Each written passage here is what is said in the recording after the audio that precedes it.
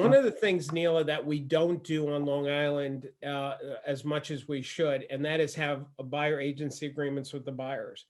And what's good about the buyer agency agreement is that it holds the buyer accountable that if you're going to do all this work, you're still getting paid.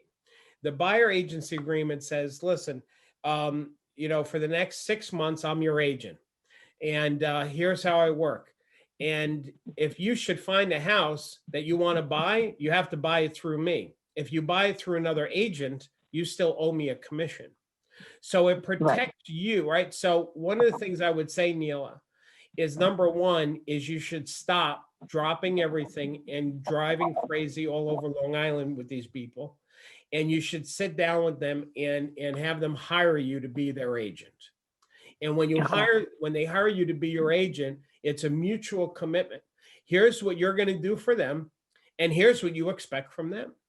And now part of what you can do, Neela, is now you'll have some freedom to feel comfortable going from Comac to Inwood, because at least you know these people are committed to you if you decide to do that. Number two is you can actually send your buyer to an open house in Inwood without you say, hey, go check some houses out, see if you like something.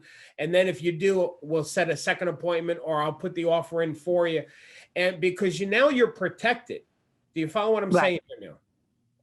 Right.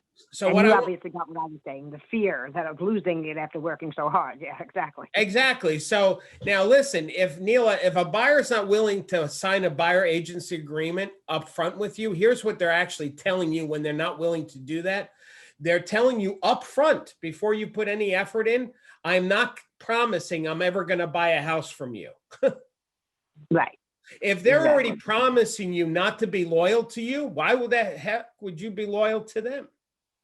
Well, don't they? But the one thing I remember even from years ago is, don't they become afraid of like they think about the money thing? They're like, oh wait, I'm paying. They don't get out of that mindset, as opposed to no.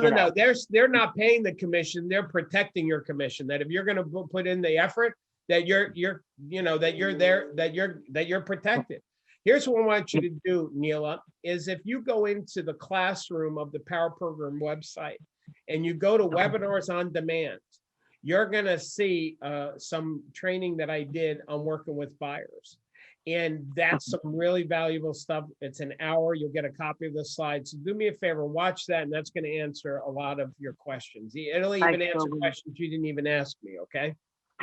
I appreciate that. Thank you so much. All right, you're welcome, Neil. I'll put you on mute so you don't have to worry about it. Welcome back into real estate. Okay, I'm staying on the call until all questions get answered, so I'm not rushing anybody. So who has, Julie, do you have questions from Facebook? I do. The House of Sold asks, Darryl said that it's acceptable to offer gifts of cash or otherwise to a building supervisor for a lead, but is that legal? Yes.